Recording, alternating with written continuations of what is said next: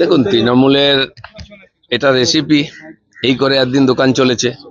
অন্যের কাছ থেকে ছিনিয়ে নিয়ে এসে শহীদ দিবস পালন করে পুরো রাজনীতি হয়েছে। শহীদরা না মর্যাদা পেয়েছে, না শহীদের পরিবার তার কোনো সুবিধা পেয়েছে। শহীদদের প্রতি যে ঘোষণা করা হয়েছিল ক্ষতিপূরণ কোর্টের থেকে, সেটাও লুট হয়ে গেছে। তো সেখানে যারা শহীদদের নিয়ে এরকম ছিনিমিনি খেলেছে, তাদের আর শহীদ দিবস পালন করার অধিকার নেই। শহীদদের প্রতি সম্মান সবাই দেখাতে পারে। তাই আমাদের বিধানসভা চলাকালীন মাননীয় মুখ্যমন্ত্রীর আর অনুরোধে স্পিকার 2 ঘন্টা ছুটি দিয়েছেন, 12টা থেকে 2টো, যে যারা যারা শহীদ তর্পণ করতে চান, সম্মান জানান, তারা শহীদদের সম্মান জানাবেন। সেই জন্য আমরা ছুটিও দিয়েছি। তো সেই জন্য এই যে শহীদ দিবসের যে একটা দাদাগিরি, সারা কলকাতা জাম করে দিয়ে ডিম ভাত খাওয়ার উৎসব ছিল, সেটা আবার বন্ধ হওয়া উচিত। না আসতে আপনারা 15 বছর ধরে কি আটকে ছিল?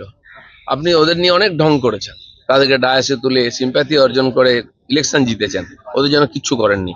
যা করার কালকে মুখ্যমন্ত্রী ঘোষণা করেছেন। তারা যদি মনে করেন যে তারা ক্ষতিপূরণ পাননি, আবেদন করলে তিনি সিএম রিলিফ ফান্ড থেকে দেবেন। কুণাল ঘোষ বলছেন তাকে যদি সভাতে না আসতে দেওয়া হয়, বিজেপি সরকার চক্রান্ত করছে, তাকে তো হেনস্থা 2 দিন করতে ধরে পারে ফটো সকালে। তুলছেন গিয়ে সভাস্থলে, কেউ তো আটকেনি। একটা ডিমও কেউ মারেনি, সেটা ওনার পাওনা আছে। এখনো ডিম খাননি উনি।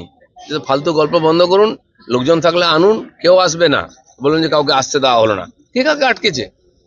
অতপক্ষে 50 বছর পরে সাধারণ মানুষ বুক ফুলিয়ে রাস্তায় হাঁটছে, অধিকারের কথা বলতে পারছে, নিজের মতো ঘুরছে।